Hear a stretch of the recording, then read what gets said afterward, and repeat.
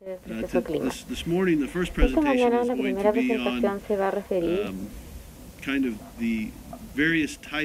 distintos tipos de pavimentos de concreto, distintas alternativas que puede optar un ingeniero. Me gustaría presentar estos distintos tipos de manera de poder tener una muy buena comprensión de las distintas opciones que existen para un ingeniero, para distintos caminos en las áreas rurales, en áreas urbanas, en tipos de pavimento especial para concreto.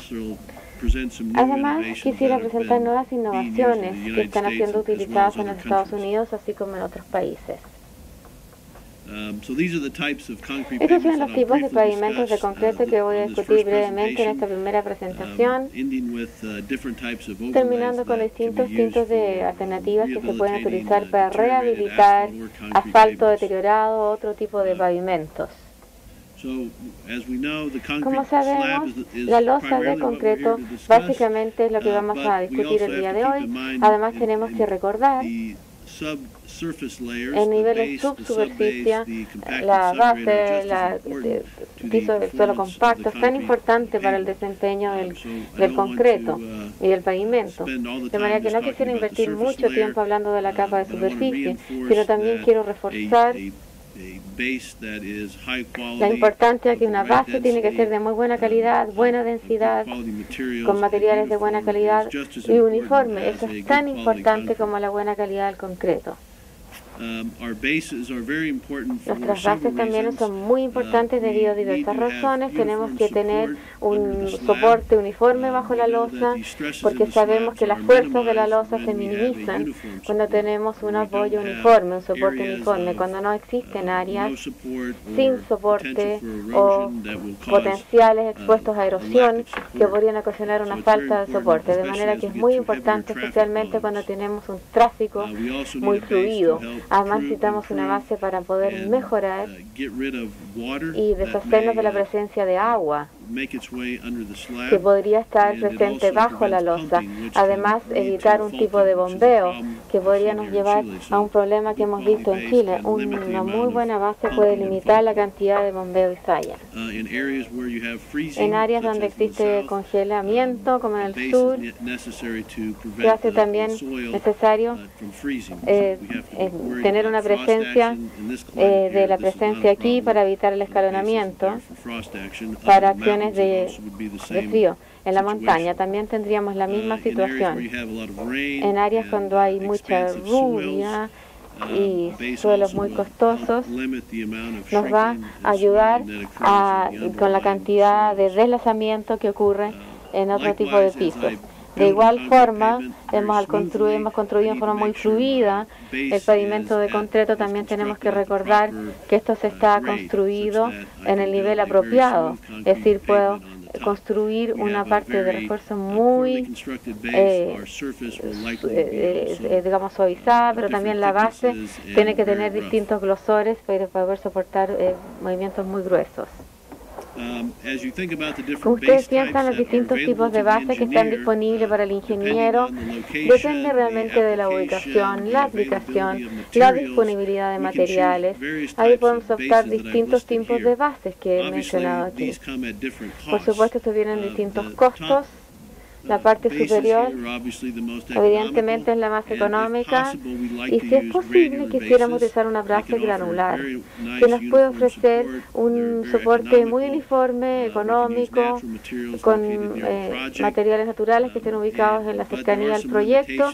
También existen limitantes, sin embargo, potencialmente al llegar a climas más húmedos, con mayores volúmenes de tráfico, donde tenemos áridos, de presencia de áreas, de manera que tenemos que estabilizar las bases. Otra área que probablemente tendrán en cuenta es utilizar áridos reciclados, que es muy común en Estados Unidos, donde se muele el asfalto viejo o el concreto viejo y se utiliza como base. De manera que no estamos desechando el concreto antiguo ni los restos de la demolición, sino que esta es un área donde se usa con mucha frecuencia en áreas urbanas, por lo general, donde no queremos pagar por el costo del retiro, de los escombros, etcétera. Se muele y se utiliza como una subbase. Puesto que necesitamos buenas bases para distintos climas y distintos niveles de tráfico, podemos elegir entonces distintos niveles de cemento. Tenemos contenidos más altos e incluso con base de asfalto. Esto entonces eligiendo cualquiera de las tres y el tipo de diseño estructural que queremos hacer, que queremos usar una base más fuerte y más robusta, entonces vamos en las losas, entonces vamos a tener que llevar a cabo algún tipo de ajuste de tal forma de que podamos tener lo requerido para la losa superior. También tenemos que tener en consideración la erosión, entonces la erosión también está clarísimo cuando ocurre esto y también en climas muy helados, en caso de congelamiento de las áreas y de las losas. También utilizamos entonces áreas donde potencialmente queremos remover el agua rápidamente de la estructura subyacente, y esto entonces está ligado a los niveles de estabilización. Para muchos de ellos entonces no hay una sola opción para cada diseño, pero ciertamente es un paquete que queremos generar cuando diseñamos la losa, los materiales disponibles, y hacerlo una losa que sea lo suficientemente efectiva económicamente. Tengan en consideración el clima y también, obviamente, el tráfico al cual va a estar expuesta la losa. Hablemos entonces de las losas o el tipo de pavimento de concreto más común. Tienen algunos empalmes de 5 hasta 5 metros, puede ser hasta 3 metros de profundidad, y podría o no tener algunas barras de acero en los empalmes para asegurar la calidad de la sustentabilidad y también de la base. Y también podría tener una subbase que generalmente podría tener algunas barras de acero que estarían entonces uniendo, empalmando también las distintas barras. Aquí la pueden ver, aquí está la base de estabilización y aquí entonces tenemos estas barras de acero. Los grosores entonces de estos empalmes va a variar dependiendo de la aplicación, dependiendo si es una carretera, un aeropuerto, un puerto, depende de los requerimientos de cada una de las indicaciones, pero puede ser de 13 a 40 centímetros. Para el caso de de las uniones de las losas, también está incluido en un tipo de diseño con empalmes, porque hay algunos empalmes, entonces el tamaño de la losa va a afectar el diseño. Entonces, cuando diseñamos este tipo de losas, tenemos que considerar que el tamaño de la losa ciertamente afecta el estrés, y a medida que reducimos entonces el tamaño de la losa, reducimos el estrés y podemos entonces obtener un beneficio económico al reducir estas empalmes de losas. Aquí también el concreto reforzado, entonces en este caso podríamos tener desde 10 metros hasta 30 metros en rango. También tenemos un refuerzo aquí en los empalmes, en las uniones. Esto fue diseñado extensamente en los Estados Unidos hace 50 años, hasta 20 años. En realidad ya no es tan común. Utiliza un porcentaje más bajo de acero reforzado, además al nivel inferior del concreto, y generalmente ya no se utiliza para una gran cantidad de razones, porque permite entonces que los empalmes funcionen de una forma más adecuada. También entonces estamos este tipo de pavimento reforzado que tiene un acero barras de acero que se implementan y aplican antes de la pavimentación. Estos son barras transversales y el concreto se aplica, y cuando empieza a contraerse al proceso térmico, y entonces va creando estas ranuras que funcionan como empalmes que permiten que el empalme entonces se expanda y se contraiga. Y entonces esto lo queremos utilizar en áreas urbanas, en áreas de gran nivel de tráfico, donde quieren tener prácticamente cero mantención. Yo me imagino que Santiago es un gran lugar para poder probar este tipo de opción. No quieren cerrar una calle después de construirla, quieren tener un pavimento muy liso, con fácil mantención, libre de mantención, y esto tiene muy buen rendimiento. Donde yo vivo en Chicago, esto es lo que generalmente utilizamos en la mayoría de las carreteras, y esto ofrece entonces una rehabilitación a futuro como pavimento a gran nivel. Tiene entonces este tipo de empalme de acero en varias áreas. Tenemos también en el concreto. A lo largo ustedes no van a tener que hacer rehabilitación más que en 20 años más. En muchos estados se utiliza esto, Texas, California. No se utiliza en todas partes en Estados Unidos, pero se requiere algún nivel de experiencia para poder construirla. Esta es otra imagen de este pavimento de concreto reforzado. Entonces aquí vemos las barras de acero que están implementadas instaladas a 9 centímetros de la superficie. La idea del acero no es cargar el peso, sino sostener la losa, y esto va creando entonces cortes de 1 a 2 metros de distancia. Las barras aquí es de 15 a 20 metros, y entonces aparecen estas grietas que le estaba mencionando, y aquí no hay ningún tipo de juntas especialmente distintas, y se utiliza el acero en todo momento. También se utiliza la base y tienen el mismo procedimiento que se utilizaría en cualquier otro implementación de pavimentos conjuntas. Esto se construyó en Chicago recientemente en una carretera que tiene alrededor de 250,000 vehículos al día, y esto se hizo un diseño para 4 años de vía útil. Aquí entonces tenemos 35 centímetros, aquí tenemos una losa que terminó siendo 15 centímetros con una base de asfalto tratado, y entonces aquí tenemos también una base de áridos. Esto se implementó en Chicago, la parte digamos circundante o satelital de la ciudad. Aquí tienen otra imagen de este tipo de concreto. Estas son entonces algunas de las otras áreas donde ven las grietas que claramente estas no tienen que ser selladas. Es distinto en el caso de las juntas, el CRCP, tenemos de grietas de más o menos unas pocas milímetros, y no requieren ser cubiertos. Aquí hay otro producto, entonces también esto no es una construcción común en el caso del aeropuerto, pero es una bonita imagen. Ciertamente, son pavimentos de bloques de concretos.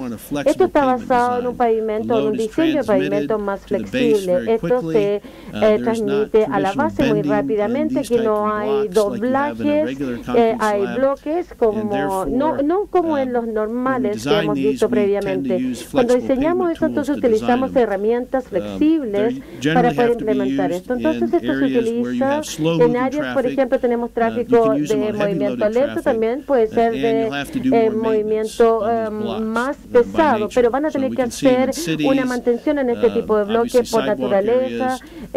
También tenemos estacionamientos, tenemos veredas y instalaciones en los puertos que han utilizado este tipo de sistema, pero el ingeniero tiene que saber que requiere de una mantención porque los bloques están entrelazados. Si hay un problema de falla en la base, van a tener que repararlos.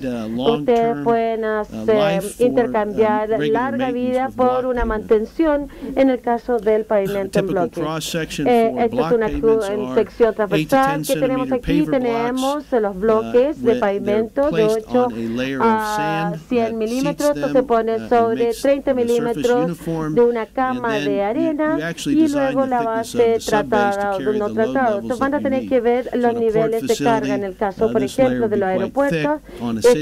Este nivel va a ser bastante grueso. En el caso de los autos va a ser más liviano, y en esto también pueden ser materiales reciclados. una tecnología relativamente novedosa, pero que también se está utilizando en Chile, que es el pavimento de concreto, que es para poder entregarle a los ingenieros, entonces, para poder tener una superficie con drenaje, para poder eliminar el agua rápidamente hacia una instalación a secas o sistemas donde no tengan, por ejemplo, en el caso de agua lluvia, pueden entonces poder acumular el agua lluvia debajo del pavimento. Y entonces aquí tienen este concreto. Esto es bastante importante porque aquí tiene una gran cantidad de flujos y se tienen una cantidad de subbase donde se va acumulando estos agua lluvia. Este diseño puede ser muy económico, particularmente donde no tienen ninguna habilidad de poder tener un sistema donde no puedan tener una posibilidad, digamos, donde tengan poco tráfico, áreas residenciales, pero esto es bastante importante desde el punto de vista de este sistema de diseño permeable. Esto entonces tiene algún nivel de cemento, pero no tiene una gran cantidad de cemento, y los áridos están interlazados gracias al cemento. No tiene una gran matriz como la tiene el concreto normal, pero ciertamente tiene su lugar en el caso de los componentes de infraestructura en esta área. Aquí hay algunos ejemplos entonces de este tipo de concreto permeable, como el agua fluye rápidamente de la superficie. La técnica de construcción en este caso son relativamente distintos. Se utiliza un sistema que no es a través de la vibración. Ustedes deben curarlo en forma apropiada para poder mantener la fortaleza de este material.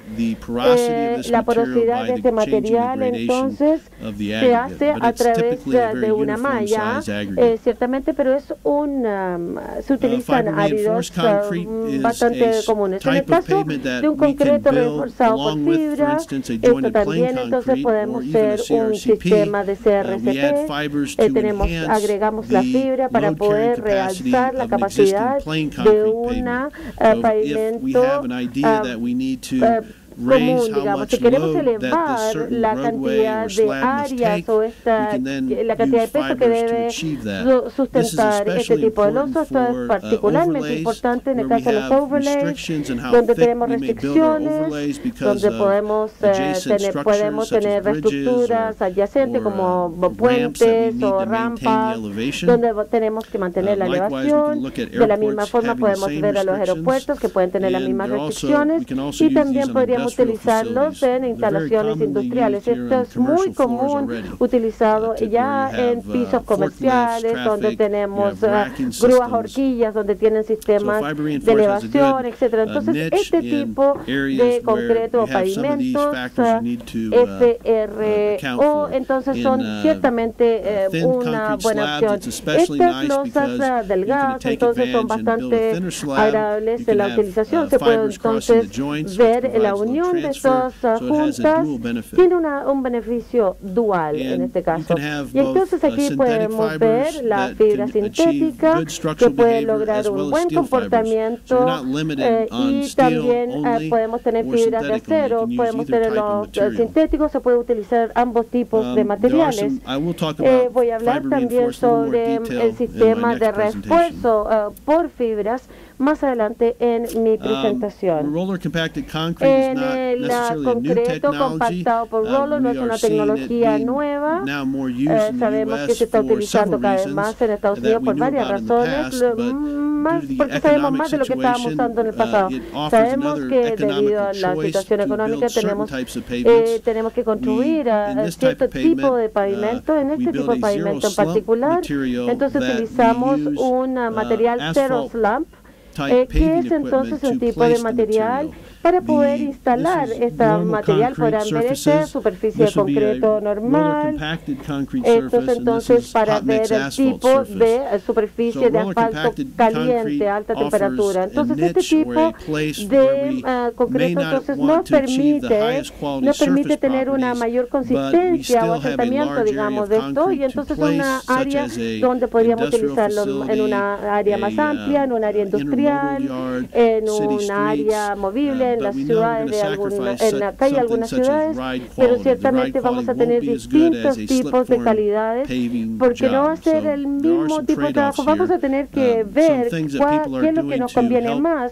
Hay personas que están aplicando distintos tipos de distintos niveles de asfalto para poder mantener esta calidad. Y este compuesto entonces lo estamos analizando para ver el uso del producto de RCC y poder entender la calidad de las superficies. Have a lower cement content because you're compacting it with density. That's how you achieve your strength. And you're typically able to construct it faster than regular slip-form pavements. Again, this is not used on interstate roadways where you need high smoothness. You cannot put joints, dowel joints in this type of pavement, so you have limitations with this type of pavement. This is an example of the same technology that's used to construct dams, essentially.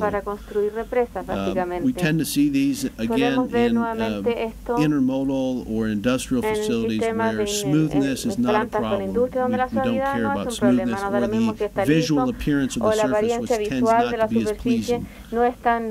Another technology that's been developed over the past 10 years by a private company and has a lot of interest in the U.S. for certain applications is precast concrete. This technology called Super Slab was developed by a precasting company. It cast the concrete prior to taking it to the job site, and it allows you to accurately place the slabs in pre-cut holes that the contractor has already cut out before coming to this project, and it allows this to be used in very short construction windows. For instance, 4 hours, 6 hours. If I have a very short amount of time and I don't want to risk a rapid setting product, I could try a precast product. These have been used on airports where you have very short time windows to replace slabs before planes need to come in. Usually toll booth areas, intersections, key intersections in cities. It also is being used to patch in California overnight, where you have a 4-hour window between the nighttime and the early morning rush hour. So again, this is an expensive product, but has a place in certain applications. Now, a big area now that we work in is overlays and different types of concrete overlays that would be attractive for rehabilitating an old asphalt pavement or even an old concrete pavement. So I'll quickly go through the various types, but the key point I want to make is you have to first know something about the existing pavement, the condition it's in, and secondly, you have to define the bond, this interface here between the two layers before you do your design. So if you know the condition, then you can select what type of bond I'm going to have between them, and then you can do your structural design. So you can't, depending on the existing condition, you have to choose an option. Not all options work for every condition. There's a very good overlay guidebook that's available to be downloaded. Here I have the website. If you just Google this name, Concrete Overlay Guide, you'll find this book. It has an excellent overview of all the various concrete pavement overlay options. It gives recommendations on when you would want to use certain overlay types. And in fact, we're doing an update to this guide that gives examples and design methods to use for overlays that should be out in the next couple months. And it can be, again, found to be downloaded for free. As I said before, we want to consider the existing pavement condition, which is your axis here, versus the time, the life of the pavement. And as I have a fairly good condition, I can then use bonded concrete options. As the condition of the underlying pavement is poor or fairly poor, I have to go to unbonded options, where the two layers are not connected or not stuck together. Finally, if the condition gets too bad, then I have to reconstruct, which is generally the most expensive option. But we prefer to be in the unbonded, bonded option. Unbonded or bonded. So I'll briefly talk about some options of bonded and unbonded. And so when you bond, then the construction and the engineer have to make sure that the two layers are stuck together when they build it. If you're doing an unbonded system, then that's less of an issue. I don't have to prepare the surface as I would if I try to bond the two materials together. In bonded overlays, as you can imagine, you need to have a fairly good quality surface in the existing pavement, whether it's concrete or asphalt. That doesn't mean it has to be perfect, but for instance, a rutted asphalt pavement is a perfect candidate to bond to because it has no structural cracks to deal with, and we can bond pretty easily. But if you have a lot of structural cracks in the asphalt or concrete, then a bonded concrete overlay is probably not an option. So as the percentage of distress increases, we want to move to unbonded systems. In this case, you probably want to have less than 10% distress or even less than 5% distress to choose bonded options. Remember that, again, it depends also on the type of road. If I'm in a low volume application, then I probably can allow more distress in the underlying layer before bonded, because I'm not expecting a lot of traffic. One key thing with the bonded systems are cleaning the surface, roughening the surface, making it rough, so I can choose to mill the surface. I can choose to hit it with shot at high speed, or I can choose to water blast. So all three of these options for concrete or asphalt surfaces will help the new concrete stick to the underlying pavement. Construction of the bonded overlay is very similar, except that if we do a concrete overlay of a concrete pavement, we just have to match the old joints here. And the second big issue is making sure our curing is done properly. If you have any curling of the new slab, you don't want it to break the bond between the new and the old slab. So good curing is important. Así que es muy importante. This is an example of a project I worked on some time ago on an airport, where we do a bonded concrete overlay to concrete. So we have an existing concrete pavement. We then place a 15-centimeter concrete on top of that. We make sure that we properly cure it so we don't lose that bond adherence over time due to the early properties of the concrete evolving. Another type of bonded option is the ultra-thin white topping. These are basically 15 centimeters or less, and the concrete is bonded to the asphalt, and that's our assumption in design, and that makes, again, this layer thinner than if we assume it's unbonded. So all bonded options allow us to use thinner concrete overlay thicknesses. What I call here white topping, and that term is used rather loosely. We generally assume white topping is greater than 15 centimeters and that the bond here does not really exist. So ultra thin, we assume a bond. White topping, we assume there's no bond. Although some people use white topping to talk about both of these, so it can be confusing. The other feature of ultra thin are the short slabs, so generally 1.2 to 2 meter slabs. But again, the interface is bonded. That's the key difference. This is typically what we see for ultra thin white topping, 8 to 15 centimeters. We try to mill this surface if possible, and then we cast the concrete on top of it and then cut it with y se corta our blades, our early entry saws, con or thin algunas blades. cuchillas finas o algún sistema de corte. Again, I think there's some of this has been tried possibly in Santiago here a couple of years ago in the Alameda. This is a project I visited while I was living here in Santiago over in Uruguay. They have recently built about a 20-kilometer road with this technology. I think it was 14 centimeters now on an asphalt that had a lot of rutting. This happens to be a city street. So this was a ultra-thin white topping with fibers. This is the project, a city street in Montevideo. And where I live, we have a lot of different projects in our state, probably around, I'd say around 50. And most of them are at intersections, kind of lower volume highways in the country where we know there's trucks for farm equipment and farm products.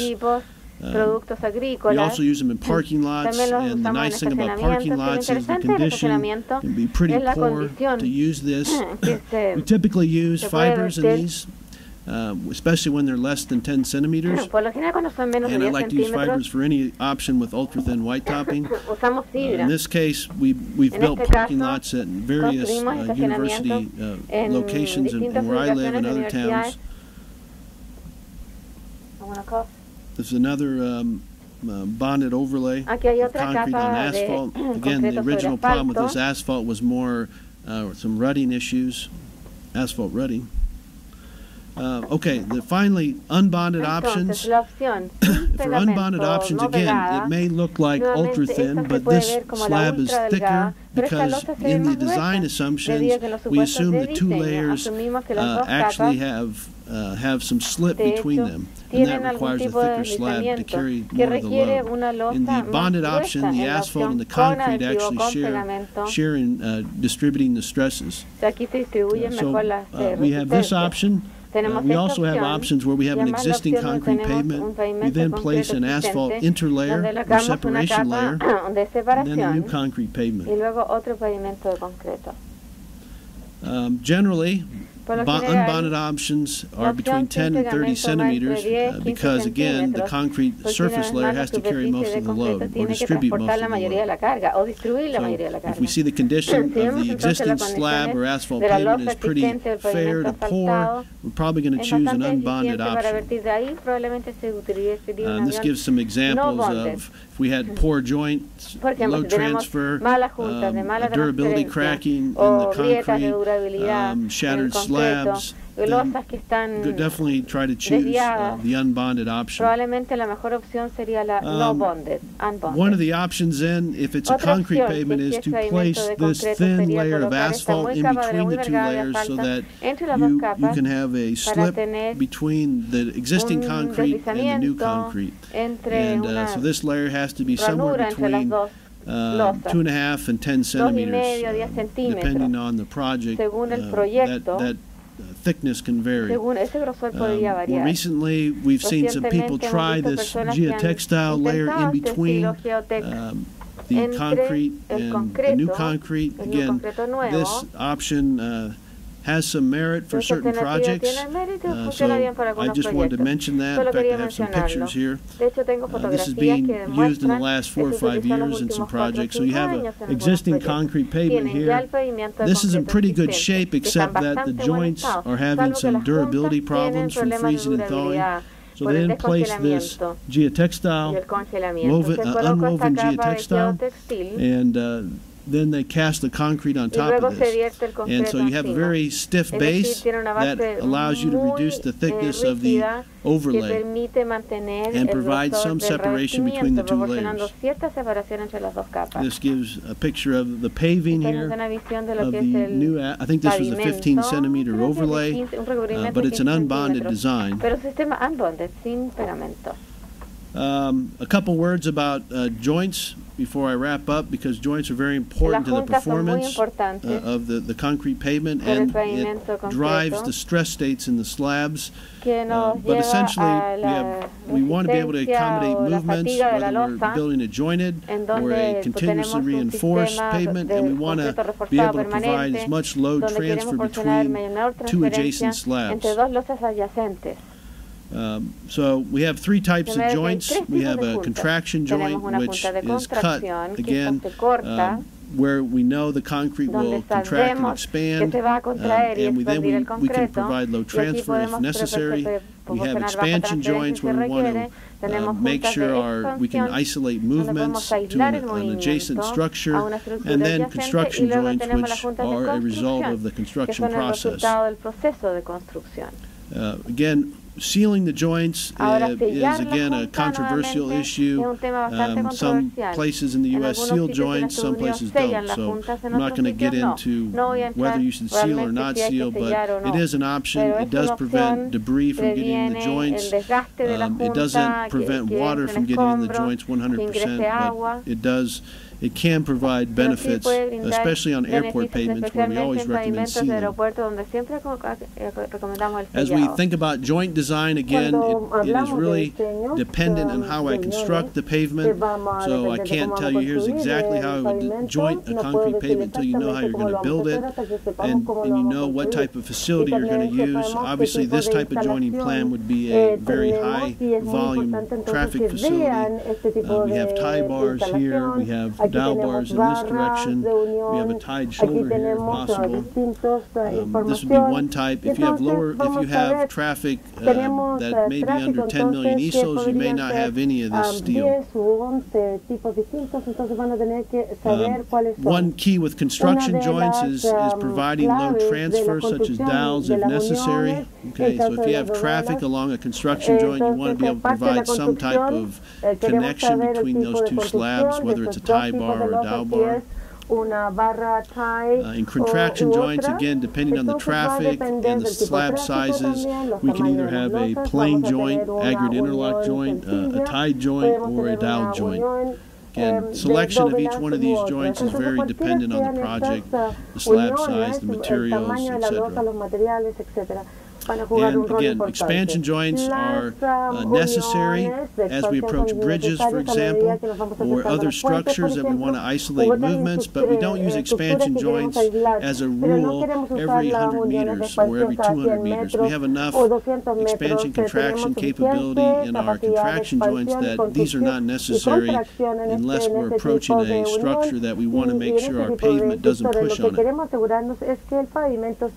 And finally, just to wrap up here, the introduction of concrete pavement types is as we think about different types of concrete pavements, we have some things we have to keep in mind, that concrete thickness may not solve all of our structural problems. It can solve possibly cracking problems, but if we have a base that's erodible, or if you have faulting potential because you haven't placed dowels, then thickness won't necessarily solve that problem. Likewise, if you have aggregates that are of low quality or could have chemical interactions with the cement, that won't be solved by thickness. Secondly, we do not put continuous steel in the pavement to increase its load carrying capacity. Okay, that's a common mistake structural engineers make when they build concrete pavements. The steel goes on the upper 1/3 of the slab from the top. It does not go on the bottom. As you're building reinforced concrete slabs for structures, it goes in the tensile moment carrying capacity areas. Here, it goes on our surface to keep the cracks tight. Another note is we don't need high-strength concrete to have good performing pavements. We may need to use high-strength concrete occasionally or high early-strength concrete for patching projects, but putting silica fume or large amounts of cement cement per cubic meter on normal concrete pavement jobs is probably not a good idea. It introduces brittleness, it introduces higher shrinkage potential, and therefore we want to use high-strength concrete on applications where we need it, but not on every project. And in general, we like a base type of some sort to provide uniformity and separation between the subgrade and the surface layer. So some people believe you never need to have a base. Well, maybe in some low-volume road applications that's true, but in general we need a base for concrete pavements. If you lose support, you're going to have problems. You're going to have a failure soon. And that's all I have. I'd be happy to answer some questions.